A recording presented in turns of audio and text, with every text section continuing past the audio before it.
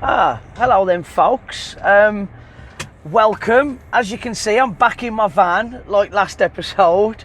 But yeah, welcome to episode 5 of Reversing the Hold with me, Matt Powell, and my dog Max. It's weird saying that. I shouldn't have named it that, should I? But yeah, welcome to episode 5. Basically, not too many of you complained about the dodgy, shaky, wobbly pictures of the last episode because I was going over potholes and driving on crap roads. But I suppose you tune into these podcasts for the audio more than anything, really, because even if I was at home, I'd only be sitting still in my front room or in my office. So I suppose you tune in for what I've got to say rather than how crap the picture quality is, or at least I'm hoping so anyway. I'm on another long drive again. I'm just making my way back from Taunton. I've been down south on a little bit of business, so I'm on my way back up to the Midlands now. God, it's going to be about a 3-hour drive. So I figured I'd record another podcast again. It's something to do. It's dead time really, because I can sit and drive home and listen to the radio and have TalkSport on, or have my music on, or the podcast that I personally listen to. Or I can make a podcast for you guys, you know. So rather than drive home for 3 hours doing nothing productive and then being really tired and trying to record the podcast, then I figured I'd just have a go now. Bear with the shaky picture. We're on a bit of a crap road. Hopefully I'll be on a nice road shortly, and it won't irritate you too much. Look at that, as I say, that's wobbling everywhere. I'm sure you'll be alright. You'll either turn off or you won't. But yeah, so going to do a bit of a question and answer type podcast today for episode 5. Might do for episode 6 as well, because so many of you have sent so many questions on. We'll just have to see how long these questions last me, and then I'll make my mind up there. But yeah, this is episode 5, and let's just jump straight into the questions, shall we? Let's just go. So we've got a good one to start with.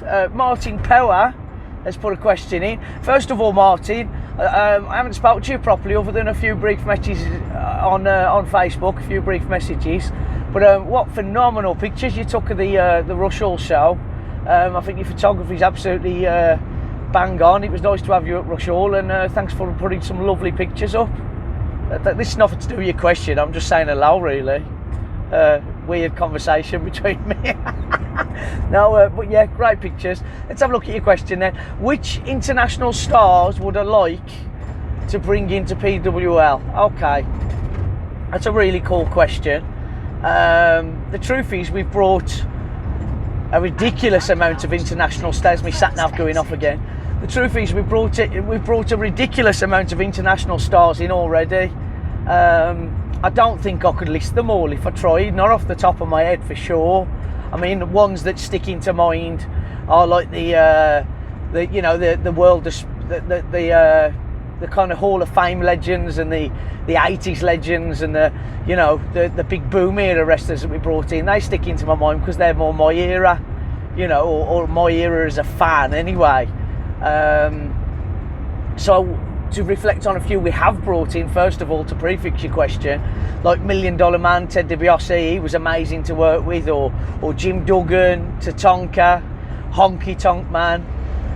People of that era were an absolute joy to work with. We've had some good Attitude Era stars in. We've had like D'Lo Brown and Gangrel won multiple times. Gangrel's been the PWL champion and PWL tag champion, to give you an idea.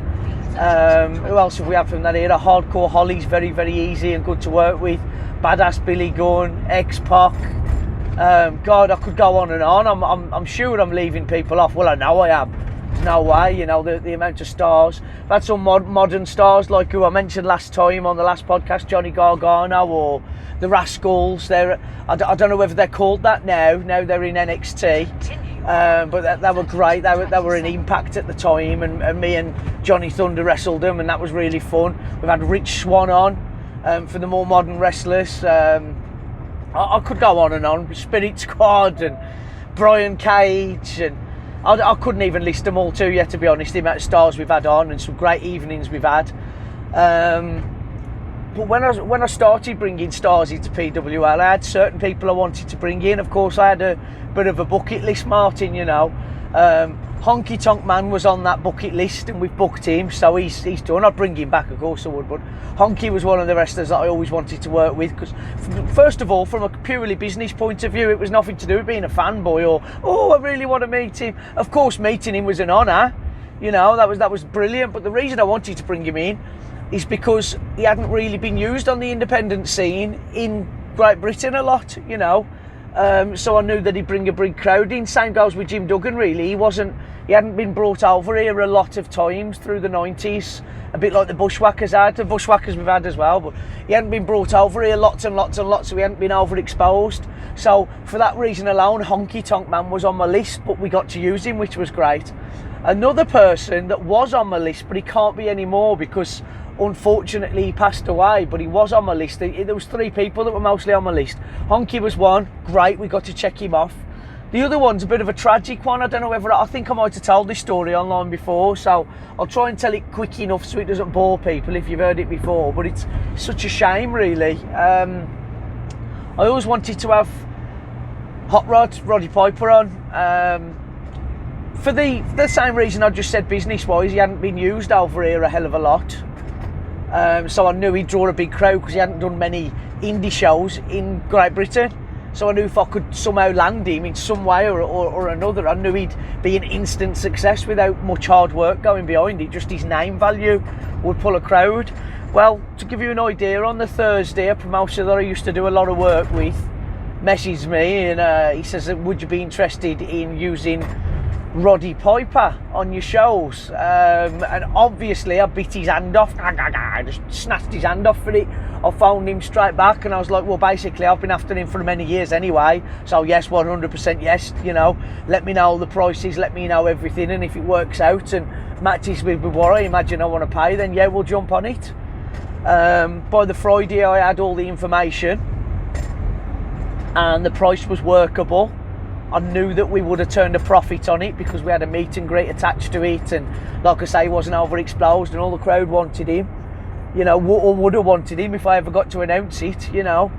On the Friday night we had a show, I think it was at Rush Hall actually, we had a show and I was like, I can't tell anyone because we haven't dotted the I's and crossed the T's yet, I can't tell anyone, and I sat there and I think I maybe told one person, you know, like who I was working the match with or I was getting changed with. I had to tell someone. You know, I was just so excited. And I told Elise and someone I was working with, whoever I was in the room with or whatnot. Then we had a show on the Saturday night at Brown Hills. And we had a few more emails backwards and forwards and it was confirmed. So I was even more excited. And I was still like, oh no, come on, let's not tell anyone until everything's sorted and all of this, you know. But like, you get excited, don't you, and you want to tell the world. So I told a few more of the wrestlers, you know, wrestlers I was close with, or the wrestlers that I knew that wouldn't tell anyone, you know, I knew they wouldn't gossip or pass it on. I was like, lads, come over here, I've got something to tell you, you know, we've got the Hot Rod coming. And we sorted something out with the deposit or something. Either way, it was fucking ironclad, it was guaranteed. We were so excited about using Roddy Piper.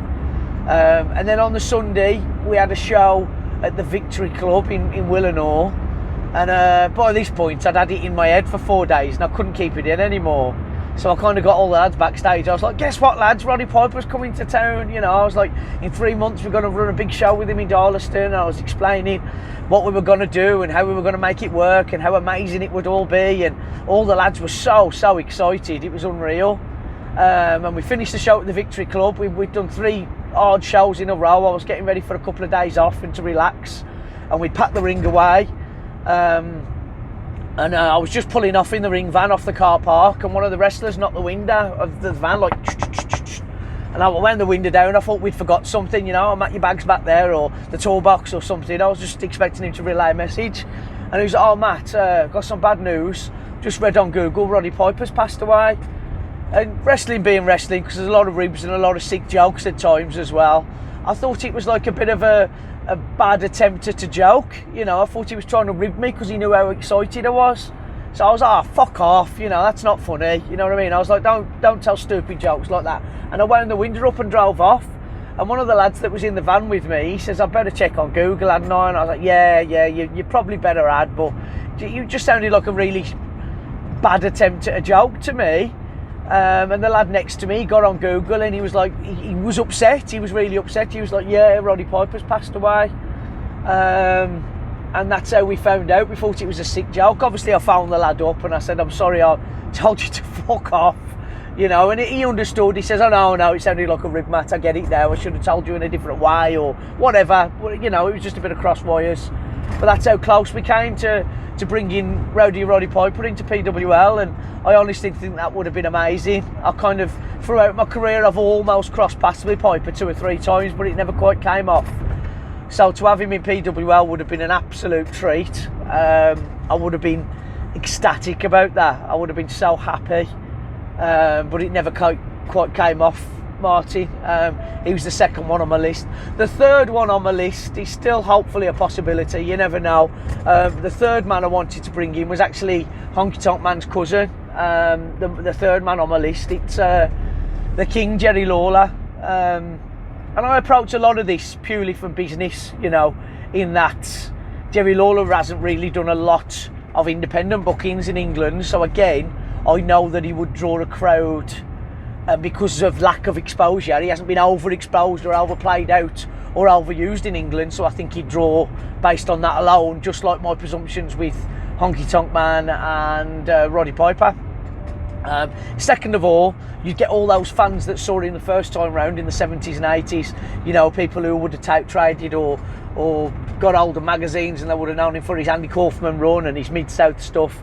And obviously then, Lawler's got a whole other part of the audience that he pulls in. He pulls an Attitude Era audience in simply because he was the, you know, along with Jim Ross, he was the commentator through all that boom period of Steve Austin and The Rock and Mankind and The Undertaker. And he would have occasional matches in that era too, you know. He had a great feud with Bret Hart, and he had a feud with Roddy Piper in that era, and a feud with a few other people. So Lawler, he's got like lots of exposure, and now he's in the Hall of Fame, and the young kids know him because he pops up every now and again still, I think, anyway. So yeah, the 3 on my list when I started to bring stars into the company were Honky Tonk Man, who we were lucky enough to get, Roddy Piper, who we almost got, and he tragically passed away, and it was very, very bitter and very upsetting because obviously he was one of our heroes and someone we looked up to, but he was also somebody we were that far away from working with. And the third one is Jerry Lawler, so I hope very much we get to work with Jerry Lawler one day. Whether it'll come off or not, I don't know. It's not something I'm looking into right now because obviously the pandemic's still affecting travel and stuff, you know, so don't quite know where to stand with it at the moment, but he's certainly on the bucket list, Martin, and I hope that answers your question. You'll probably be thinking I would mention, you know, modern stars or this, that and the other, but the truth is I don't really know who these modern stars are. You know, when I'm offered them, I message the younger lads or the lads who pay attention or the lads who have got, you know, their fingers on the pulse. I'll message Danny and Carl, or I'll message Johnny Thunder, and I'll be like, what do you think of this guy? Is he any good? Will he draw? And based on their opinion and a few other people that I lean on, I'll decide to go for it, or I'll do my own research on them on the back of their recommendations. I'll whack them into YouTube and Google and whatnot, and decide to employ them. But that's not something that I have a list for. It's whenever they come on my lap and get presented to me in a cool opportunity, I look into it. So yeah, maybe I've answered it a little bit differently to what you thought, but that's my honest answer. So there you go. Let's have a look at the next question. This is convenient because we're coming up to a traffic light, so I can read it. Oh, this is a really good question. So let me just get in the right lane before I piss someone off and get road rage happen to me again. There we go, like last episode. So Steve's asked, I think this has been partially inspired by the Marvel TV series on Disney. It's like a what if series, and it is called that, isn't it? You know, Marvel's What If, and they'll ask hypothetical questions, what if. And when I was a kid, they used to have a comic book title based on it as well. I mean, it's a TV show now, but it used to be a comic book title that I brought a few episodes of. What if, you know, he would ask questions like, what if Captain America didn't win and the Red Skull did, or what if Rogue got her powers from someone else other than, uh-oh, you've gone. Are you still there? Yeah, you are. I'll leave that in. Don't worry about it. Don't worry, I'll leave that in. We're still here. Yes. Yes, so Marvel did a TV series with it, or are doing a TV series at the moment, and it used to be a comic book, but he's asking about wrestling. He's put, I'd love to hear a what if episode. Well, we won't do an episode still, just answer some of your, I'll just do a little segment on it, because it's a good question. Try and get the phone straight now I've dropped it off my holder. Just make sure the mic's in. Yeah, so he said if there's anything I want to change in wrestling history or what if questions. I've got a few actually that I've thought of over the years. One of the last things. Take the first exit. Okay, first exit. No. One of the last things in wrestling that I saw, Steve. This is Steve Butler's question. I don't know if I mentioned that. One of the last things I saw in wrestling when I still watched it regular, or at least, well, it's probably more semi-regular then. I didn't watch it religiously like I did as a kid. But if I was in and Raw was on or SmackDown was on, I would still watch the product back then. Or I at least kept my finger on the pulse enough so I understood what was going on and who was the champion and this, that and the other. I used to think it was important to know, if you were in wrestling, to know what was going on. It probably is to a degree. I'm just can't be bothered to do it now. I've got more important things to do than watch bloody 20 hours of TV programming just so I know what's going on. You know, if I'm not enjoying it anymore, which I haven't for many years, then why should I watch it? You know, the young lads can keep me fresh. They can just give me little prices of what's going on and just, you know what I mean? I don't want to waste all them hours watching Raw and SmackDown and Heat or whatever else shows they've got, you know? But one of the last things I saw regular, and it really, really bothered me, because as a storyteller and as someone who's been taught to book by some really, really intelligent older wrestlers, it bothered me at the time. Steve and anyone else watching, obviously, or listening, do you remember Randy Orton as the Legend Killer? I honestly thought that was a great gimmick, and I actually liked Randy Orton back then. I thought he was, you know, really, really interesting and fun to watch, instead of like I call him Randy Borton now. I don't get it. He just stands still and stares a lot, and I understand what he's doing. He's letting people take in what's going on, but I think it's done so much to the nth degree that I ain't got time to wait for him to stand there and flex his muscles in his cheek and to stare for 4 hours. I'd just rather go to the pub and have half a pint, you know what I mean? I ain't got time to watch that. It's boring to me. But when he was the Legend Killer, and he'd go out and he'd beat Sergeant Slaughter up one week, and then he'd batter Mae Young the next. And I just thought it was a really compelling angle. You got a young up and coming punk who was obviously one day going to be world champion and a big draw. And what he did was just duff the legends up, and because obviously, even if you don't know who the legends were in their prime, you know that that's an old man, or that's a little old lady, or that's Sergeant Slaughter, he's 60, leave him alone. It got a lot of sympathy for those older wrestlers. You know, you felt sorry for them, but more importantly, it made a whole generation of fans absolutely despise Randy Orton, and I think it got him over really well. I think the reason that I remember so much about this angle is because he ended up feuding with Mick Foley, and that kind of made me watch it again. I'd stopped watching Raw and SmackDown, to be honest with you, and when I heard that Foley was back on a regular basis and he was in this feud with Orton and he was going to be wrestling again, I kind of tuned in and started watching it, and watched a few of the episodes that I'd missed to kind of understand what Orton was doing, and I latched onto this Legend Killer thing, and I thought it was fucking brilliant. I mean, it was, weren't it? You know, he'd be like, they'd wheel out a different legend every week, and he'd beat the piss out of them, and sometimes it'd be a legend that could still go, so he'd have a little match with them and beat them. And obviously Foley was presented as a legend that was freshly retired, so they built it to a proper match, like a 20-minute featured match, you know, on a pay-per-view, and it was very well built and really, really good. I remember him putting, you know, they did bits with thumbtacks, and Flair come and got Orton out of him, and he was disgusted at this type of wrestling, and it was just really good, this Legend Killer thing, and just how much of a prick he was. On the back of Legend Killer, he joined Evolution, and this is where I'm going now.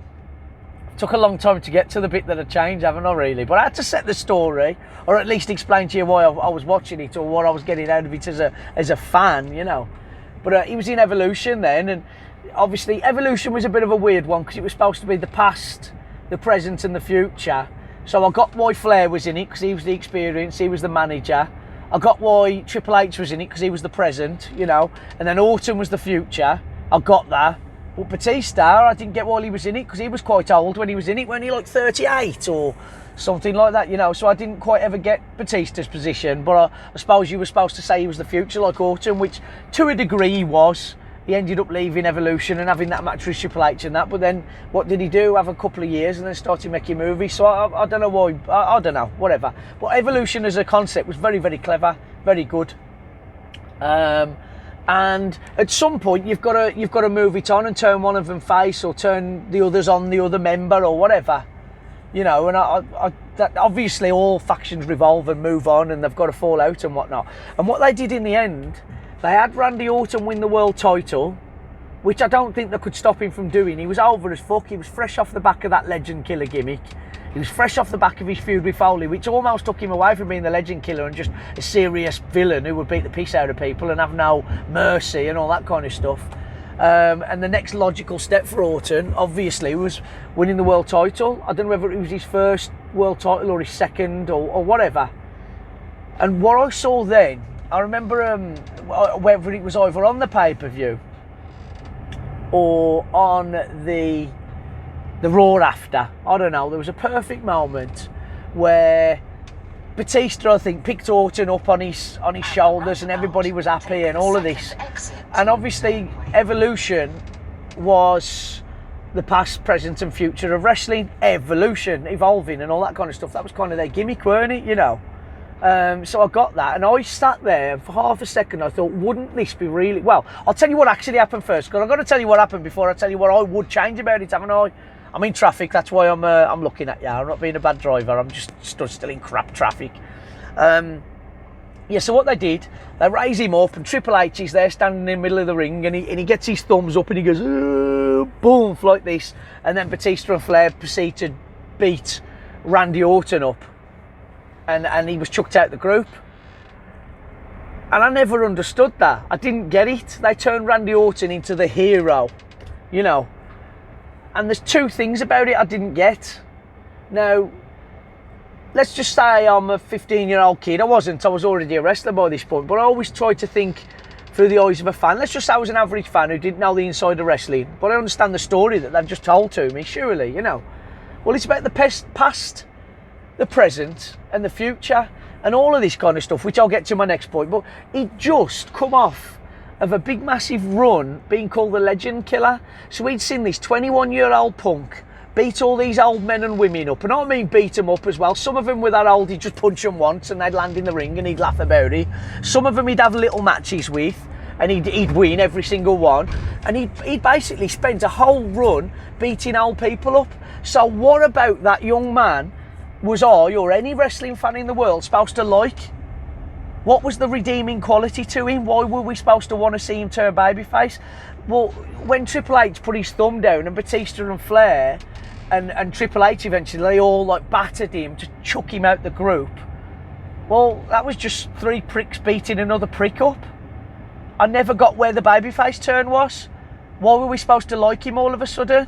Just because three of his mates who are also pricks like him, who's also a prick, beat him up. I never understood the turn. It made no sense to me whatsoever. I was supposed to hate him. He just beat Sergeant Slaughter up, and he just punched Greg Valentine in the head, and he just RKO'd Mae Young, and he just spent 6 months beating Mick Foley up. What redeeming qualities were there about him? And that's not a knock on him, that's the writing. Why turn him face? And what I didn't get is why Triple H turned on. The whole angle stunk to me. Now, here's what I'd have done. You said what if, or what I would change in wrestling. Here's what I'd have done. You've got Randy Orton, who's the future. You've got Batista, who's a grey area, but let's call him the future as well. You've got Flair as the past, as the knowledge, as the manager, as the J.J. Dillon. And you've got Triple H as the present main event. Well, I would have had Randy Orton still win the world title as he did. And I'd have had him celebrate with Evolution and hug Rick and hug Dave, you know, big grey area Dave, and hug Triple H and all of this, the celebration party that they did. Then I'd have him on the mic and go, Evolution is truly Evolution, you know, this is amazing. I'd have had the music playing, you know, that Motorhead song, it was fantastic, weren't it? And I'd have had Randy Orton go, I couldn't have done this without my training partner, Dave Bautista. They could have pretended he was a bit younger, you know what I mean? Me and Big Dave are the future, and I love being with Dave. I couldn't have done this without him. And I couldn't have done this without the guidance of Ric Flair, 16-time World Heavyweight Champion, 80s, 90s, 2000s, a star, and having his knowledge guiding me. That's really got me to this world title. Okay, don't know what that was. That's really got me to this world title, and blah this and blah that. And then I'd have him turn to Triple H and said, you know, and you were a part of it too. I'd have had him under praise, he's part of it, if that makes sense. I'd have had him, you know, you were there too, Trips, well done.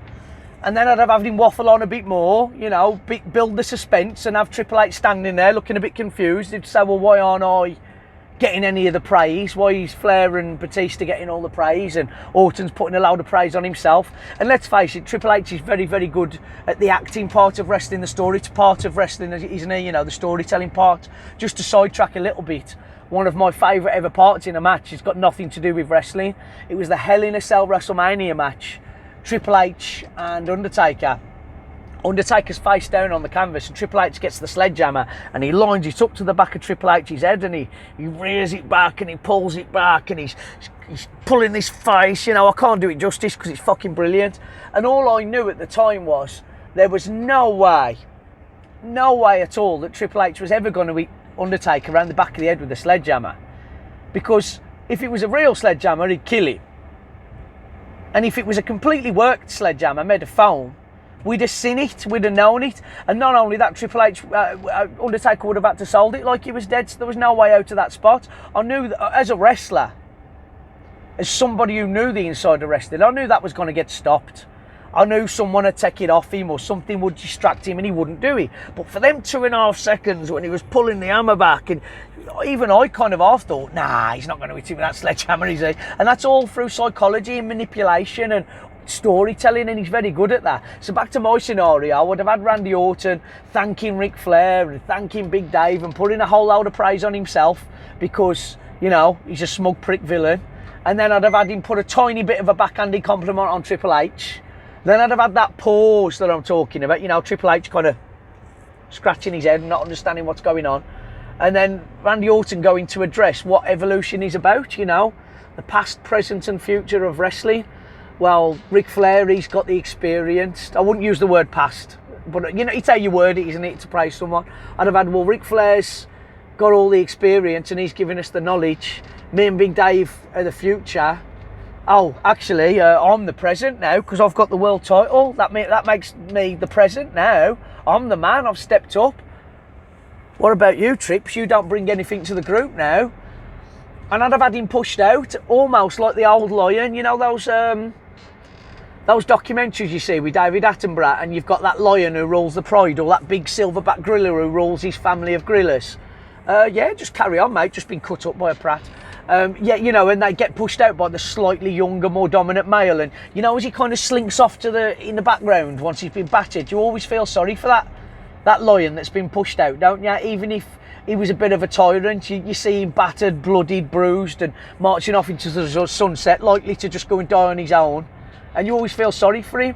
And I saw Triple H in that point. I think you could have got a lot of sympathy on him, because Orton could have really pushed the fact that he's the present now, so you're obsolete and you're not needed anymore and you don't offer anything to the group anymore. And I think that way, by turning Triple H face on that Evolution run, I think that you would have felt sorry for Triple H being that old lion, pushed out the pride, and he was a decent babyface as well, Triple H. Remember when he came back from his injury and he was in the leather jacket and the denim jacket and whatever else, and he was like fucking huge, and he's a good babyface. He knows how to be a hero, he knows how to get cheered, even if only for short runs, because obviously his career does lie in being a villain. I think you could have got a lot of money out of it. I think you could have got a lot of people who would have hated Orton, because let's face it, they already built Orton up as this major prick. He'd had the IC belt, he'd been the legend killer, he'd had the feud with Foley. He could have then been the bastard who pushed Triple H out of his own group, and you would have carried on hating him, and you would have felt sorry for Triple H and really got behind him. I'm talking about storytelling and psychology and all of that side of it now. And I don't get why they didn't do it that way round, because instead you carried on hating Triple H because he was a career-long prick. You carried on to hating Flair and Batista because they chucked Orton out, but you couldn't warm to Orton. Orton wasn't an instant babyface. I remember in the pay-per-view after, he got cheered. Yeah, because he's got commentators putting him over, and he'd had 4 or 5 Raws and SmackDowns to get himself over as a babyface. But it weren't fever pitch. You could tell underlying that people still resented him. In the back of their mind, he was still that villain that beat Mae Young up. He was still that villain that put one on Greg Valentine. He was still that villain that kicked Sergeant Slaughter in the head. He was still that villain that RKO'd legends. He was still that villain that jumped on Mick Foley over and over again and spat in his face. It was hard to like him. And it wouldn't have been as hard to like Triple H. And at the time I did say, was that Triple H's ego or was it bad booking? I don't know what it was, and to be fair, it's not my business, is it? I don't work for him, and I didn't like the angle, so I didn't watch it. You know, I watched that pay-per-view, I watched how tepidly over he was and how much it didn't interest me, so I just turned it over. It didn't bother me, but I couldn't help but think at the time that could have been booked so much better, and with Triple H being that slightly older lion chucked out the pride, and Orton as the ascending linchpin of evolution and all that kind of thing. And they could have brought a new, younger lad in as well to be the future again, and it would have put somebody over. Triple H didn't need putting over. Everybody already knew he was a main eventer. Never made sense to me, and that's what I would have done. So there's a big what if there, Steve. And I'll do one more what if as well. I'll do one more. This one sticks in my head. It's from a different era. I've got loads of these, by the way. I would have booked the old WCW invasion of WWE. I would have booked that completely differently, but maybe that's a whole podcast of its own if you guys actually comment that you want to hear it, because I'd need a spare hour to rebook that. Christ, I maybe need a week, a month, a year, I don't know. It was terrible, weren't it? But I'll tell you another one that sticks in my mind from another era. I forget which WrestleMania it was, but if you quickly go on Google, you'll remember this. As you know, I'm no good with facts and figures and this, that and the other. I'll just give you talking points so you can sod off on Google and get the facts. Do you remember the WrestleMania where Ric Flair fought Randy Savage and Hogan fought Sid Vicious, or Psycho Sid, or whichever one he was then, or Sid, S-I-D, S-Y-D, you all know what I'm talking about. That Mania, for the first Mania ever, or you know, for the first time ever, you had, in my opinion, particularly in that era, I don't think it's an opinion, I think it's a fact. You had the biggest babyface in wrestling, Hulk Hogan. Love him or hate him, rate him or don't rate him, that's up to you, and that's none of my business. But you had the most popular wrestler, the most over hero in wrestling, bar none in that era. Weren't anybody touching him, was there then? You know, you had Hulk Hogan on your roster, and you had Ric Flair on your roster, and for all intensive purposes, they were obviously at one point building to Flair Hogan. You could tell they were building to it. The commentators would mention them in the same sentences. They would bring them up, you know, X, Y, Z. And then from what I gather from reading dirt sheets and watching other people's shoot interviews about the era, I'm wobbling again, sorry. Vince got cold feet and he panicked about the pay-per-view buy rate. And from what I've read, guys might know more about this part than me, because I read it years ago and never read it again. He got cold feet about the match and thought that he would draw more for Mania if Hogan was in one match and Flair was in the other. So obviously, as I said earlier, Flair ended up wrestling Randy Savage and Hogan ended up wrestling Sid Vicious. Jesus Christ, you know, what a way to drop the ball. Now, I must say, Sid and Hogan was what you thought it would be, wasn't it? You know, it was what it was. It was a big man match. It was never going to be amazing. Sid had some good matches against Michaels and Benoit and people like that. And Hogan's obviously had some amazing matches. But on paper, or in practice, Hogan Sid's never going to set the world on fire, is it? Let's be honest. And then you've got Flair Savage, But in fairness, Flair Savage, it's one of my favourite ever WrestleMania matches. I think it's an amazing match. It's brilliant. But is it as good as Hogan Flair for the first time as them as main eventers in the WWE at WrestleMania for the world title? Is it as good as that?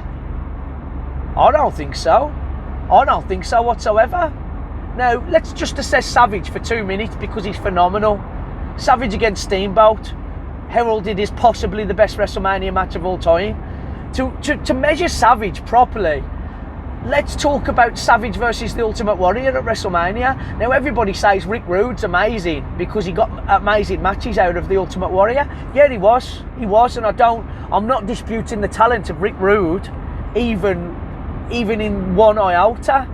But in my personal opinion, as a fan, Savage and Warrior was better. That was a better match, in my opinion, and that was nothing to do with the Ultimate Warrior. Let's be honest. Let's call a spade there as well. Let's call all the spades while we're at it. You know, Savage was just fucking amazing. So let's just hypothetically put on paper.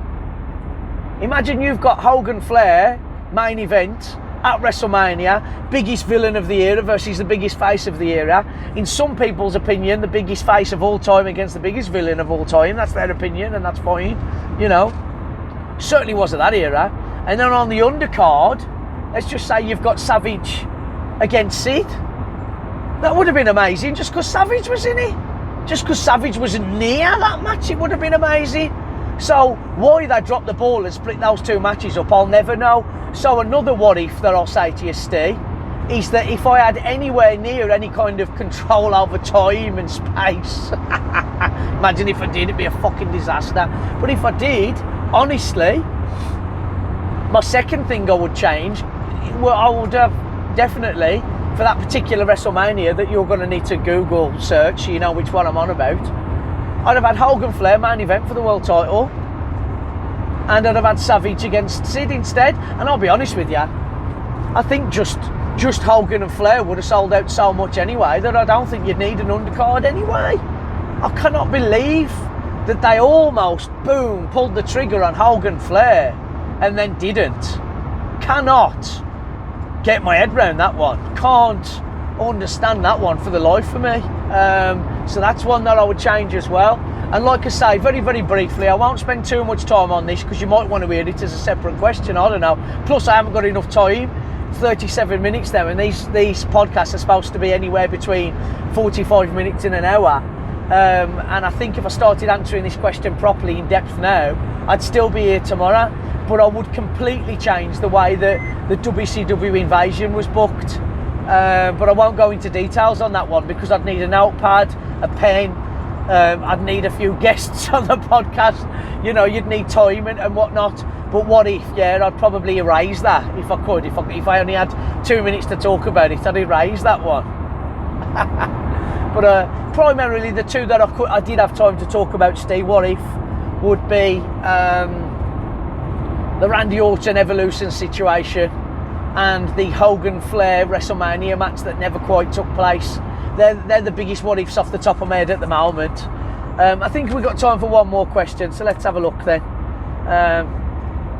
Okay, this is a fun one. We've got, I think Paul Murphy sent this question in. I apologise if I've got it wrong, but where I put my notes here, stupidly, because I was doing it dead quick while I was putting diesel in the truck, I haven't put the name of the question, but the question's awesome. He's asked about the best fan interactions or interruptions, which is a more important one. Best fan interactions or interruptions, and how did I deal with them? Okay, so interactions, they're fine. Interactions are fine. I think one of the best things I ever had as a fan interaction was one of our underground shows that we do.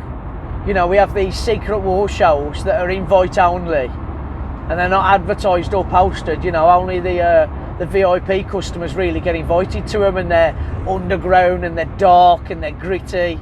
You know, and although we do have like some trusted kids in the audience, people that we know and parts of the family and whatnot, they're primarily adult shows, there are over 18 shows really, you know, they're darker and grittier, and any of the slightly older children that are invited, their parents are made aware that they're dark and gritty and adult shows, you know, and you get swearing in them and a bit more adult content, and they're a lot of fun, these pop-up shows that we do. I think we're on like Secret Wars 14 or Secret Wars 15 at the moment, and I really enjoy them shows. And one of the funniest interactions we had really, to give you an idea of how crazy these shows get and how mad they get, me and Bob Barrett were in the middle of this crazy match, and Bob had already jumped out the ring and gone, no, enough of this wrestling, you know, let's have an arm wrestling match. And me, stupidly, I fell for it, and we had a best out of 2, you know, best out of 3. I think he won the first one, I won the second one. We were doing the third one, and I almost got his arm down, and just before I won, he flicked the table on me, and he beat the cack out of me, you know, and the match carried on. And I managed to get my breath and recover. And so I jumped out the ring. I thought, right then, you silly get, I'll play you at your game, you know. So I got on the mic and I went, all right, we had enough of the wrestling, we tried the arm wrestling, I've had enough of the wrestling, let's have a drinking competition. And the crowd went fucking wild for it really, because everyone knows Bob's a good drinker and everyone knows I'm a good drinker, and it was really, really funny. You know, it was funny. You're like, when have you ever seen that in a wrestling show, you know? And we did it, and we had 14 shots lined on the table. They were all different colours and whatnot, you know, and we were necking them one at a time. They were really rough, and we were getting more and more drunk as we were doing it.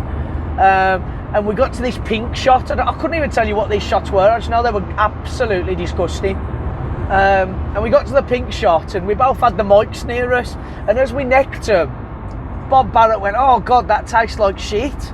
And I went, what? You eat shit? How do you know what shit tastes like?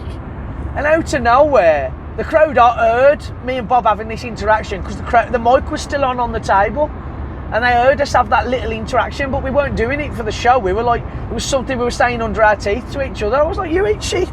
This is just a funny throwaway bit of the match.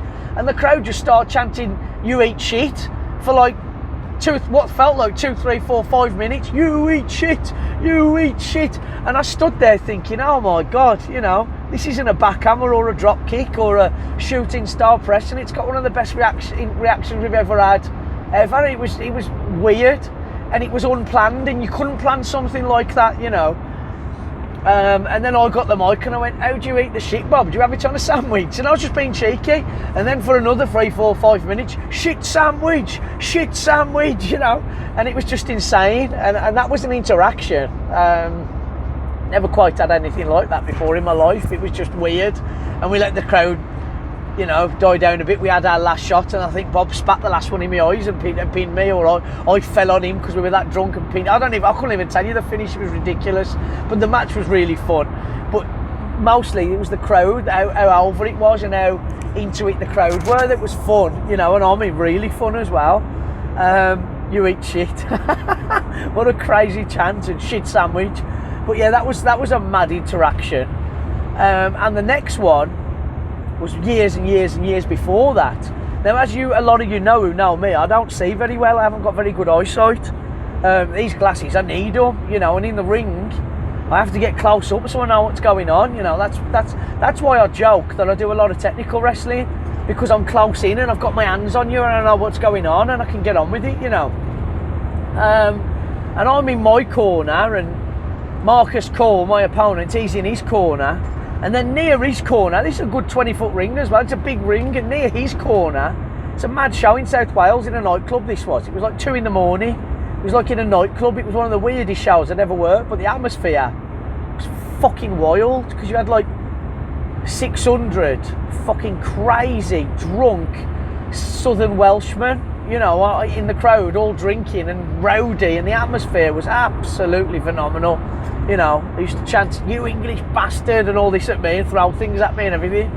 And I can see Marcus because he's in blue gear, and with my bad eyesight, I can just make out his blue gear. So I know he's in the corner, and I'm waiting for the ref to come over and inspect me and check me over so the bell can ring and I can steam in. And what I can see over there near Mark's corner is what I think is 2 referees arguing. and I can see them like just you know, their hands going like this, and all I can see, because I can see like shapes and colours, I can see two chaps in black trousers and white shirt having a row. So I'm thinking, oh fucking hell, two refs are having a row. I just want the match to start. What's going on? You know, I'm like, what the hell is going on?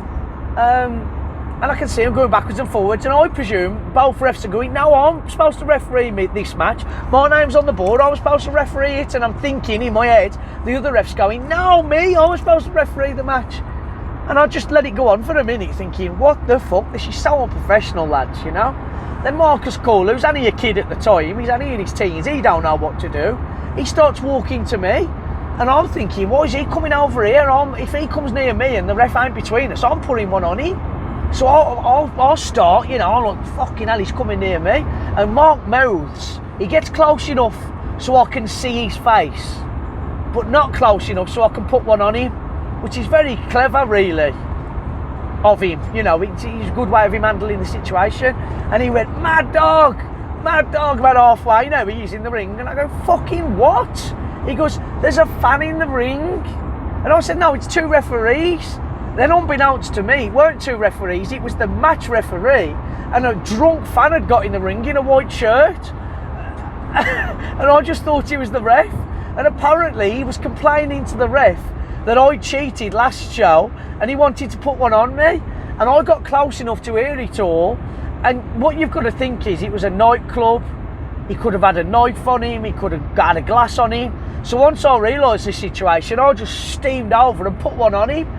Luckily, I hit the fan and not the ref. I knew, you know, I got close enough to know, to be able to see which was which, and it was whack, and we got him under the rope, and security got him away.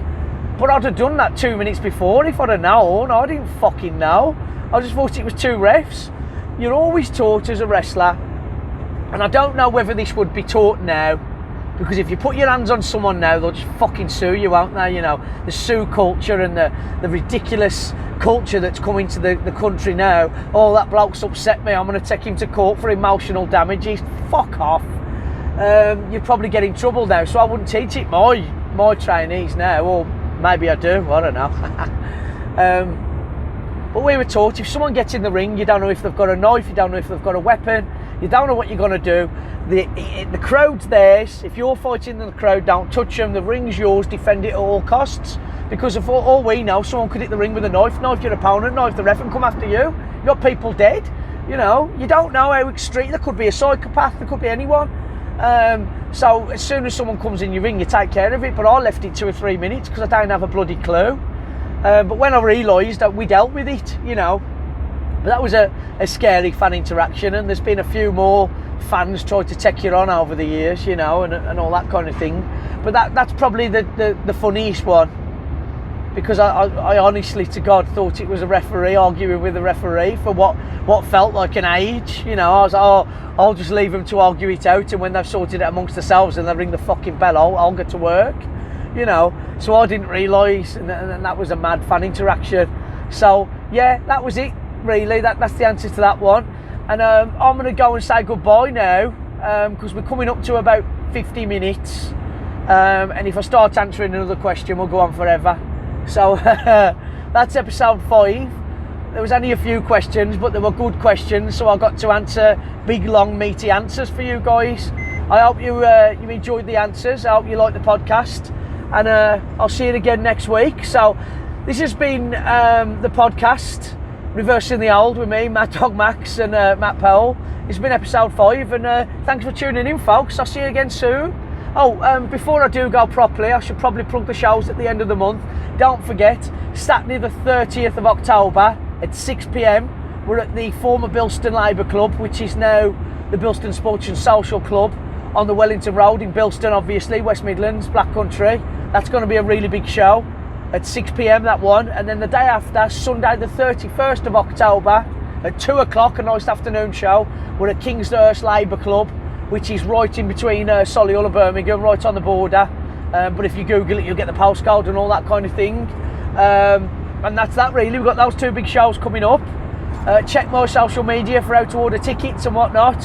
And that's it really. We'll see you at the end of the month, and thanks for tuning into the podcast. I'll see you all later. Ta-ra, folks. Bye bye.